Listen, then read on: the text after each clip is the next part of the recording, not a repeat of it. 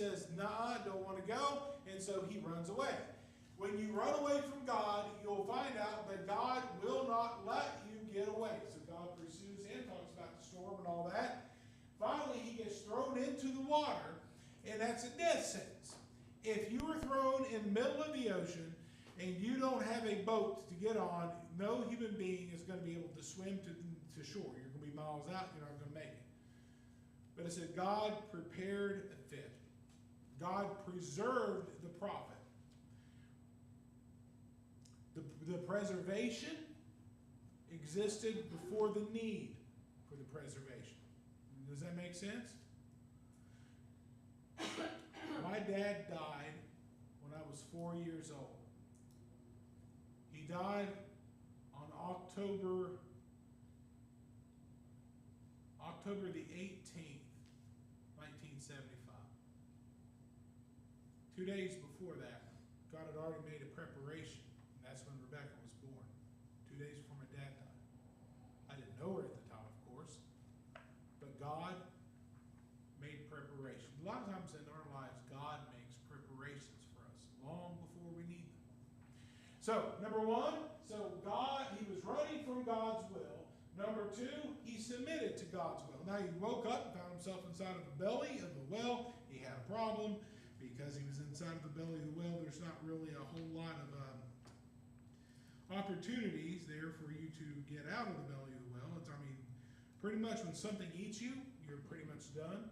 So, in the belly of the well, he was hopeless. Then he prayed and he repented. Then God delivered him and said the well spit him up on dry ground. Wells do not walk on the land. So the whale had to pretty much beach himself, or the fish had to beach himself in order to spit Jonah up.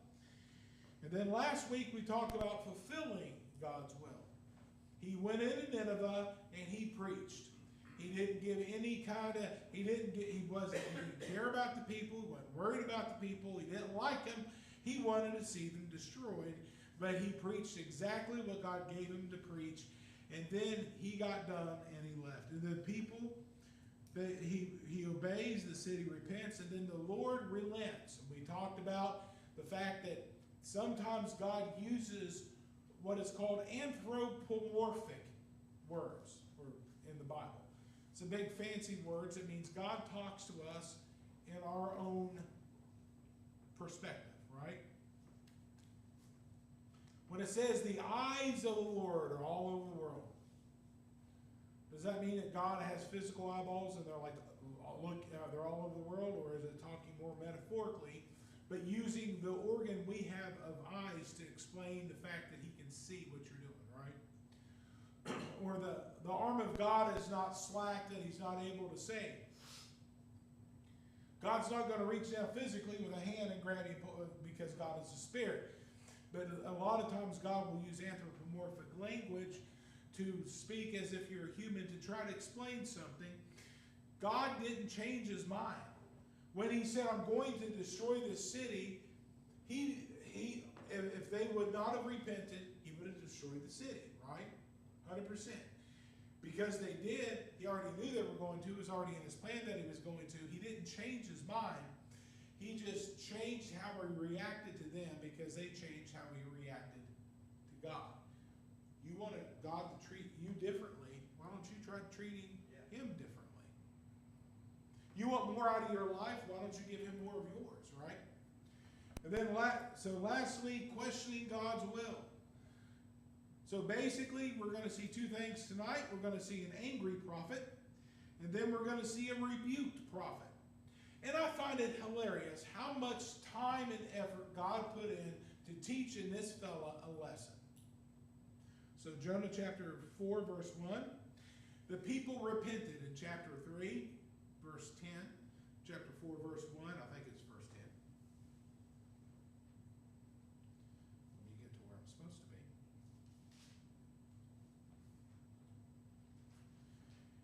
Verse 10 of chapter 3.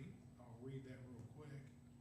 And God saw the works, that they turned from their evil way, and God repented of the evil that he had said that he would do unto them, and did it not. God decided because they repented, he wasn't going to follow through with what he said he was going to do. We often disagree with God. When we do, who's right? So why do we still do it? It's like me arguing with my wife. Most of the time, she's right anyway. Why do I bother arguing with her? Because I just know she's right. But when things happen to us that we don't like, when things happen that hurt us, we question God's will. God, why did this sickness come? God, why did this thing happen to me? Why did I had a pastor one time, and he had a really nice job, and they let him go because they outsourced or moved things around or merged with somebody, something like that. It was a corporate thing, not because he didn't do his job. But he had everything, he had a nice life, everything kind of set up right here. And now all of a sudden the rug was pulled out from under him. And he'd tell you this himself. He said he got mad at God. He questioned God's will. Why would you do this? Everything was fine. Once again, if you disagree with God, who's right? So when you disagree with God, just admit you're wrong. It saves you time. But Jonah, 4:1, but it displeased Jonah exceedingly, and he was very angry. When God showed mercy to Nineveh, his anger boiled over. He didn't want to go to the Ninevites to begin with, and God kind of interrupted his fleeing away. God showed mercy, and he got mad. He obeyed God, but he still was hoping. He was hoping without hope, beyond everything, that God would still send down the lightning bolts and just nuke this city. He was just hoping. His hatred of the Ninevites clouded his judgment. Now, sometimes we look at people in the Bible and say, I can't believe that they would act that way. I would never act that way. What would you do? Let's say, I don't know. I know the Ninevites were a brutal, brutal people, the Assyrians. They were a very brutal people. They prided themselves on how brutal they are. They memorialized their victories by carving a scene of what they do to the city afterwards, like skinning people alive and putting them alive on posts so they will suffer and die over weeks. They would saw people in half while they're still alive. They would do all this stuff, and they were as brutal and as nasty as it could possibly be, and they took pleasure at it. I don't know. It might have been that one of Jonah's friends or some of his family was some of those people who was tortured to death by the Ninevites. If somebody broke into your house and murdered your spouse, how forgiving would you be?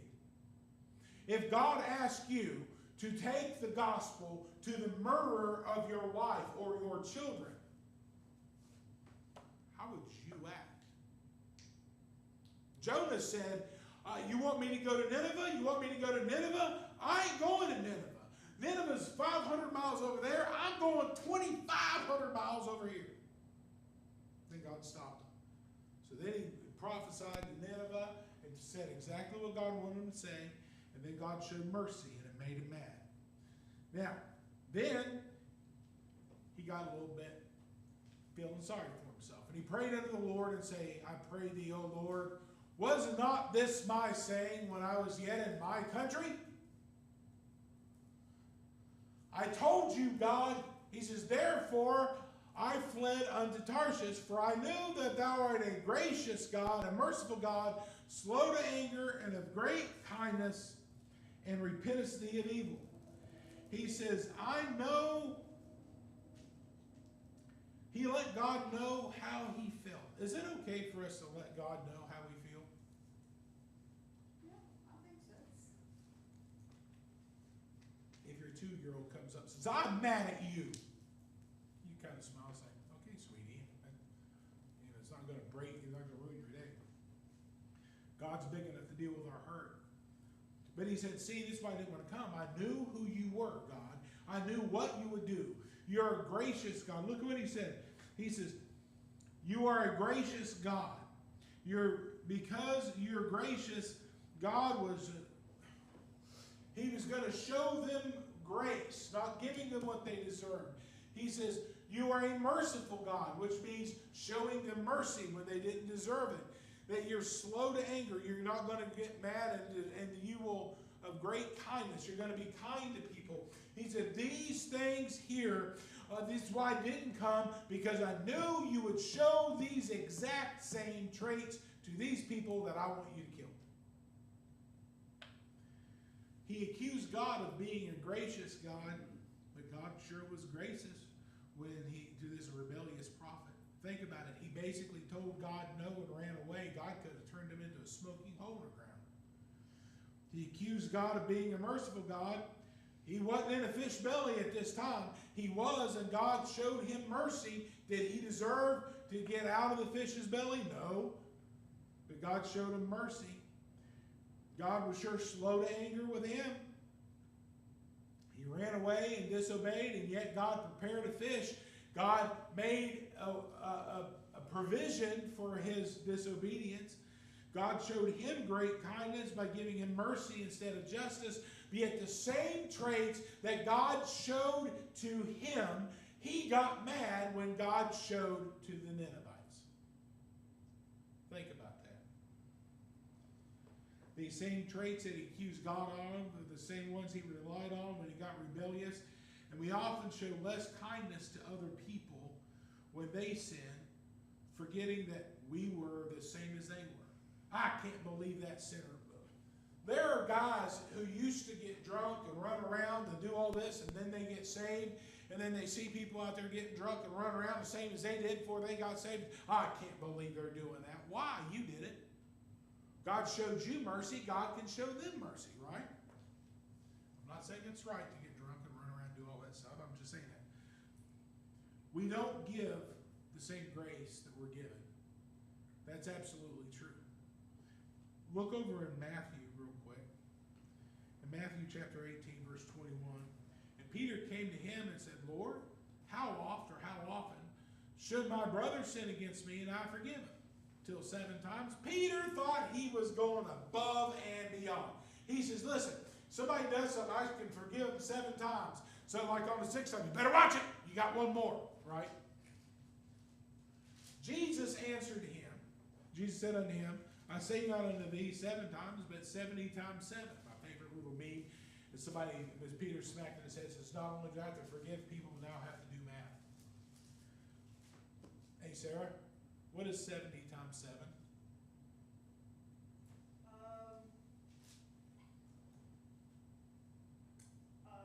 Give me a second. I'm Or not doing the math in my head totally. 7 times 7 times 10. It's 490. So Jesus told him, don't forgive just 7 times, forgive 490 times. Now, if you are counting and you're saying, this is 489, are you really forgiving somebody? No, you're not. So Jesus said that, and then he tells this story. Therefore, a kingdom of heaven is likened unto a certain king that would take account of his servants. And when he began to reckon, I love that word reckon, it means to take account of. Reckon I will. One was brought unto him that owed him 10,000 talents. That amount of money is like millions of dollars. A talent is a weight of silver or gold, and it's a whole lot of money. But for as much as he had not to pay, he didn't have any money, his Lord commanded him be sold, and his wife and his children, and all that they had in payment to be made. Back then, if somebody owed you money, you could sell them into slavery, and the money you sold them into slavery for, you could pocket. So basically, he was going to sell the guy's house, his dog, his everything, and his kids and his wife, and just to try to break even. And the servant therefore fell down and worshipped him, saying, Lord, have patience with me, and I will pay thee all. He had no ability to pay his Lord that money. There was no way. Then the Lord of that servant was moved with compassion and loosed him and forgave him the debt. But the same servant went out and found one of his fellow servants who owed him 100 pence. It's like $2 or something like that. Very small amount of money.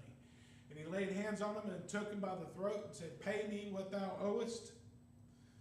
Therefore his fellow servants fell down at his feet beside him, saying, Have patience with me, and I will pay thee all. Is it easier to pay back $2 or $2 million?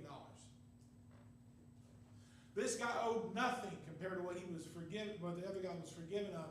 And this guy asked the same exact thing he asked of his Lord. But this guy here says, and he would not, but went and cast him into prison that she should pay the debt. So when the fellow servants saw what was done, they were very sorry, and came and told it unto their Lord all that was done. Then the Lord had called him unto him, and said, O thou wicked servant, I forgave thee all the debt, because thou desirest me. Shouldest thou not also have compassion on thy fellow servant, even that as I have compassion on thee? What Jesus was teaching here is God has forgiven us of a debt so much greater than any human being has ever forgiven you of. We have no business not being in the forgiving business. We have no right to withhold forgiveness. It's not easy. When somebody hurts you, there's hurt in your heart, and you have to work on it. And I found in my life that forgiveness is kind of like an onion. You think you've forgiven somebody, and then that bitterness wells back up, and you got to forgive them all over again. Forgiveness is not reconciliation. What do I mean by that? Meaning, if you have a problem with someone, you can forgive them, but it doesn't mean that you have to be back in fellowship with them. I can forgive a dog for biting me, which means I'm not going to go to the animal control and say the dog needs to be put down. But I ain't going to turn my back on that dog, right? There's a difference. Reconciliation takes two people. There has to be, both parties have to engage with each other and say, come back together. Forgiveness is unilateral. It means you can do it on your own without anybody being involved. Now, once again, just because you've forgiven somebody for something that they did to you does not mean that you're going to go back to the way things were before they hurt you, because that requires their active participation, right? Now, Jonah was the only evangelist that I know of that got mad because his revival was a success. He went into town and preached, and they listened to him. We preachers love it when people actually listen to us. Most of the time people turn us off. You pretend it's like we're the text in your commercial on a YouTube ad. You know what I mean? But Jonah got mad because he had a successful revival. He knew God, but he didn't reflect God in the way he treated other people. He received mercy and grace at the hands of God, but he did not want to show any mercy and grace on the people who had hurt him. And he didn't want God to show his enemies any mercy and grace. Now, sometimes we as Christians have to walk a fine line between legalism and separation. As Christians, we should not be running around and doing things that the world does. And what I mean by that is you probably shouldn't go out drinking. You know what I mean? There should be behaviors and things that you do that is different than the world does. We should be separate. But at the same time, legalism creeps in there. And if somebody does something just a little bit differently than you do, you look at them and you say, heretic! And you won't listen to them. Our IFB brethren have a bad habit of this.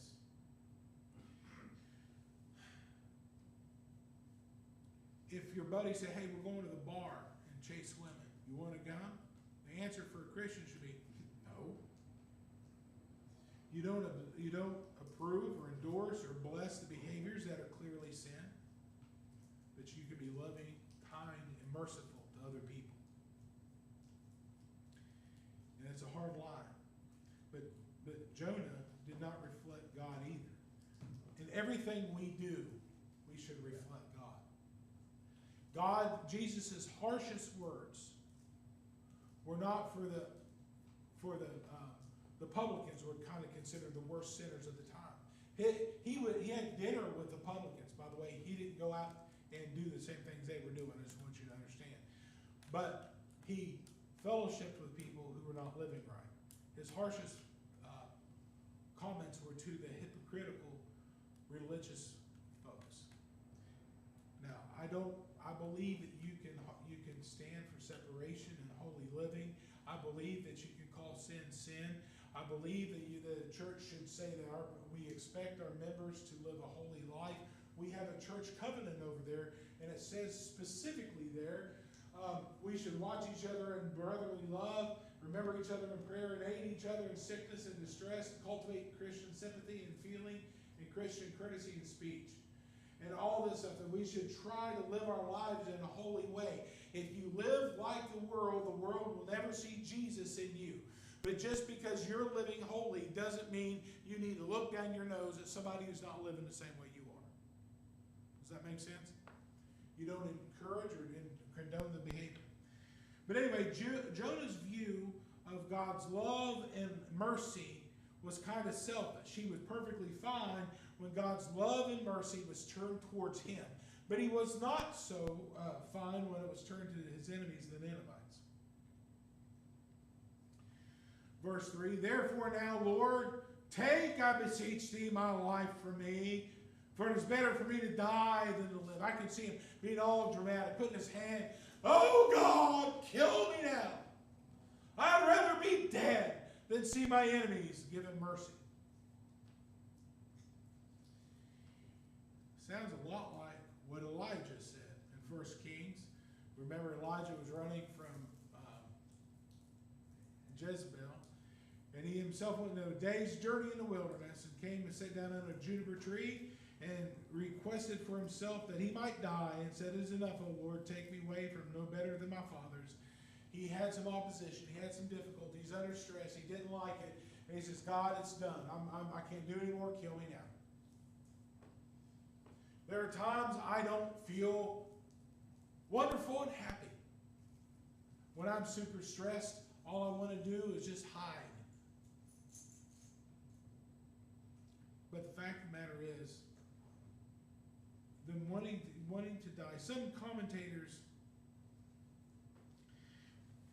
what Jonah said was, if I don't get things the way that I want, I'd rather be dead.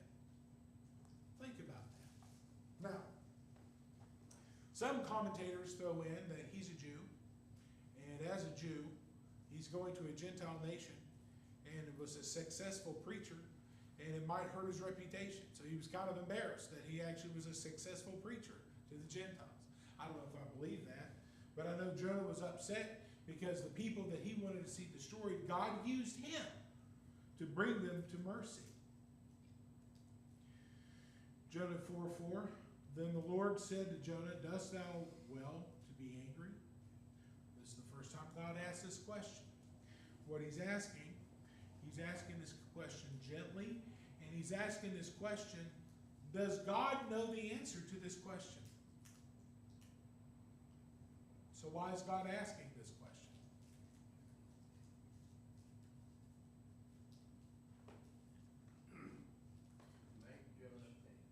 Make Jonah think. Same reason why, if I was helping Benny with his homework, I say, do you think that's the right answer? Or do you think that's good enough?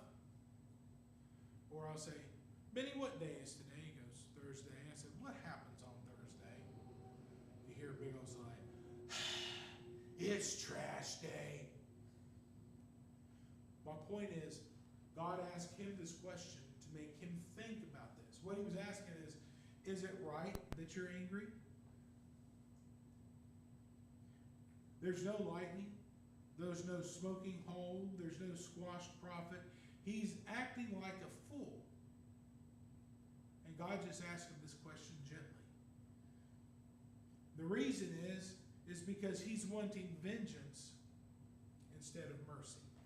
In Leviticus 19:18, thou shalt not avenge nor bear any grudge against the children of thy people, but thou shalt love thy neighbor as thyself. I am the Lord. Romans chapter 12. The Bible says recompense. That means don't get even. Recompense no man evil for evil. Somebody smacks you, do you smack them back? The answer from the Bible is no. Provide things honest in the sight of all men. In other words, you should live your life so that if somebody looks at your browser history, you don't have to be embarrassed. You should live your life so that if somebody looks at your recently watched list on YouTube or Facebook, or not Facebook, but you know what I'm saying, YouTube or Netflix or whatever, they're not going to say, you watched that. If it be possible, as much as lies within you, live peaceably with all men. Sometimes it's not possible, and sometimes it doesn't lie with you. If somebody jumps you, you can defend yourself. But it says if it's possible and you can stop not and you can live peaceably, you can let things go. Once again, we're talking about forgiveness. Somebody does something mean to you, you don't have to be mean to them back.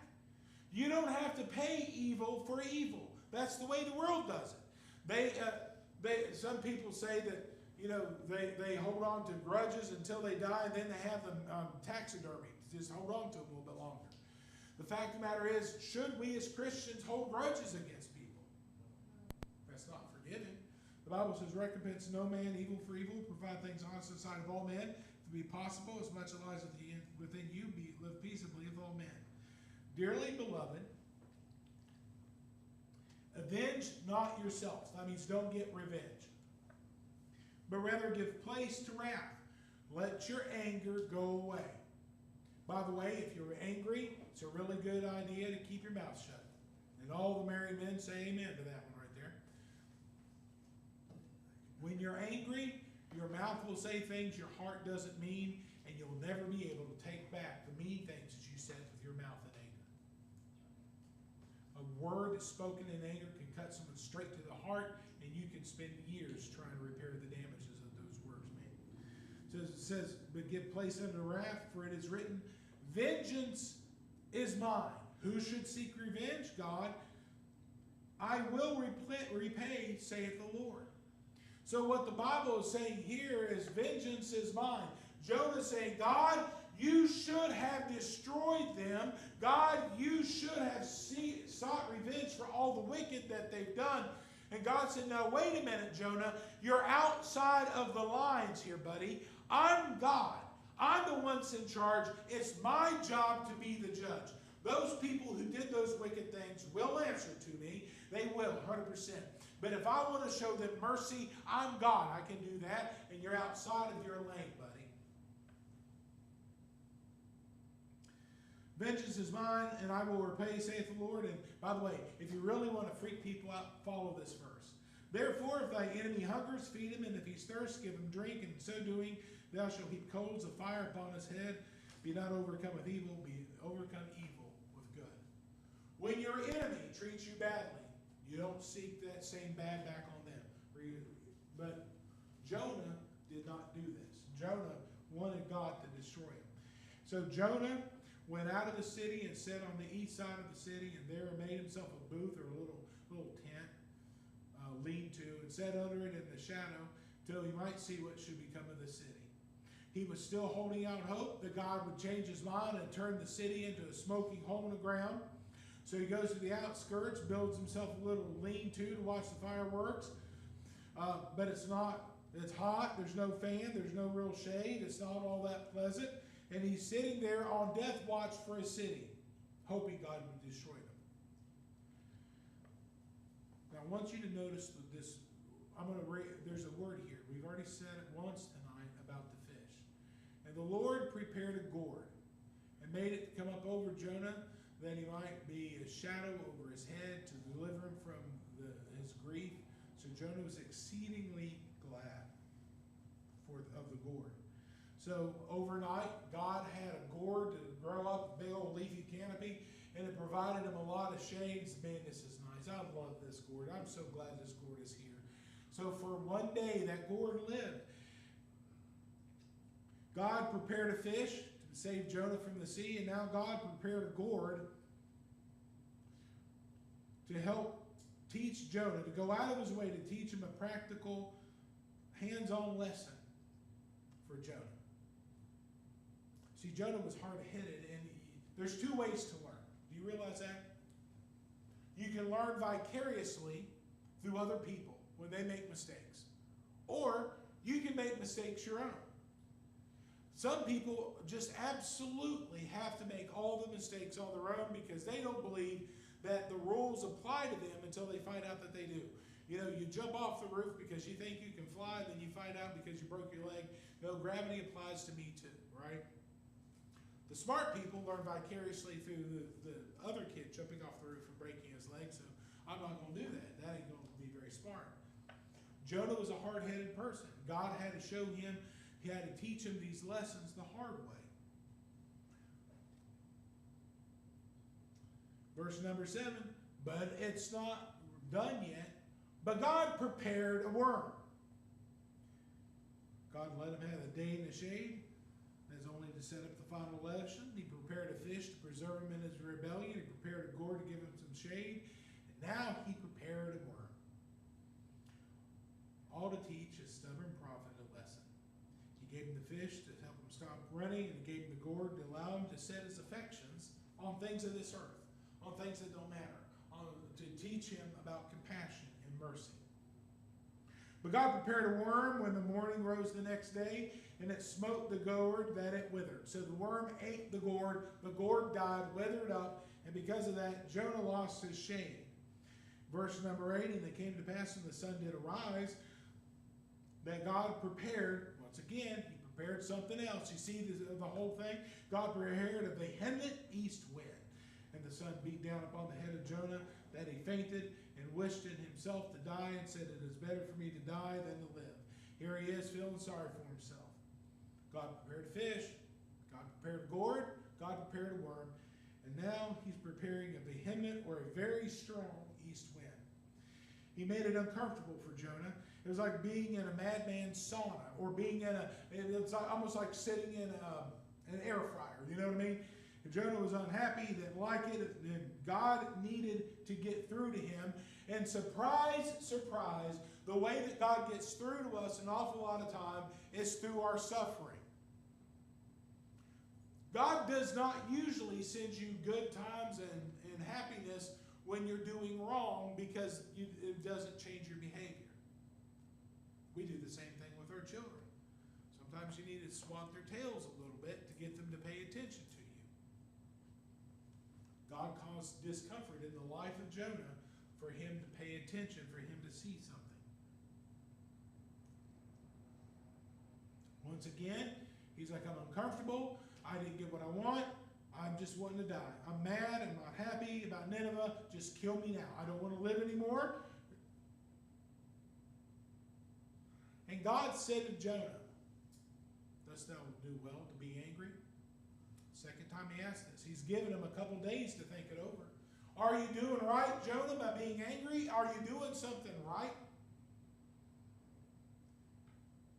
He says, are you right to be angry over the gourd? And he says, I do well to be angry, even unto death. He says, yes, I'm right. It's perfectly right for me to be mad. The gourd died. Don't you understand that? The gourd died, and now I'm uncomfortable, and I'm ready to die. Then the Lord said, thou hast pity on the gourd, which thou hast not labored, neither madest grow, which came up in the night and perished in the night. He says, listen, Jonah, you're all upset about this. He says, you're mad about Nineveh, right? He said, yes. And you have pity over the gourd, right? He says, yes. And he says, you didn't plant it, did you? No, I didn't plant it. You didn't water it, did you? No, I didn't water it. You didn't pull all the weeds out from around it, did you? He said, no, I didn't do that. It just grew up overnight, did it? Yeah. And then it died in the night. Yeah. The gourd, Jonah, is a plant. It doesn't think, it doesn't feel, it doesn't want, it doesn't have happiness, it doesn't feel fear. You need to check yourself. You're showing more compassion to basically a weed that was here for less than 24 hours than the Ninevites. So then in verse 11, and should I not spare Nineveh, that great city? Once again, great city is another theme that's over here, where there are more than 6,000 persons that cannot discern between the right hand and their left hand, and also much cattle. So let's. Who's good at math? Sarah, you want to do some more math?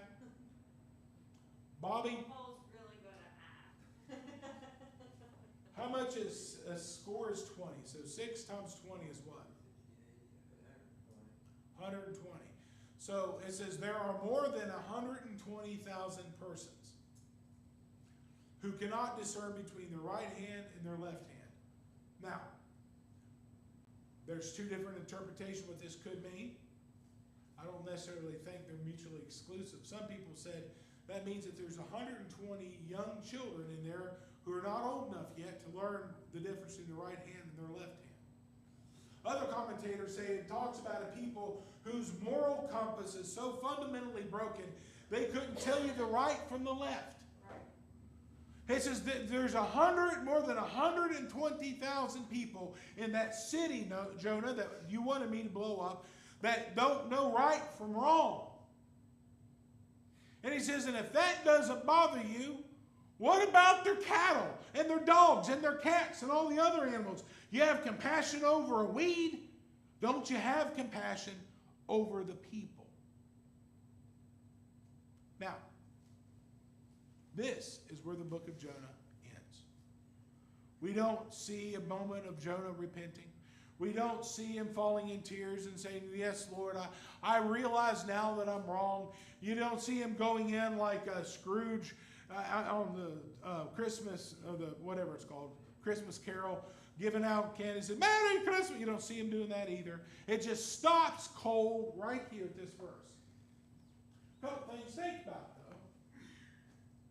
Who wrote the book of Jonah?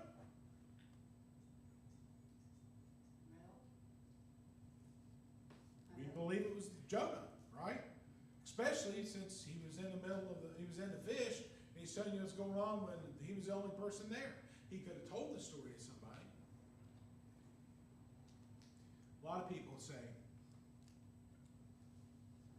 they believe that Jonah got the lesson. And you know what? I think God got the lesson through to him. And I think he was so embarrassed about it being so stupid that he didn't talk about him repenting, because it was just, he was like, I can't even do that. So Jonah is a story about God calling somebody to do something, and they rebelling against him, obeying even though they didn't want to, and then getting mad at God, running from the will of God, repenting, fulfilling the will of God, and then questioning it. There's a lot of times that we question the will of God. There's a lot of times when I was a kid, why did my dad die? My dad died, and very shortly after, when I was like 6, my grandfather died, then my grandmother died, and then I had aunts and uncles, a whole lot of, and why God? God had a reason for all that. What I'm saying is that we need to make sure that we don't become Jonah. When God tells us to do something, we need to be obedient and do it, even if you don't want to. If you told your kid, Gary, if you told your kid to clean the room, and they got angry and cleaned the room, did they do what you want them to do? Yes. Do you really care if they get angry about it?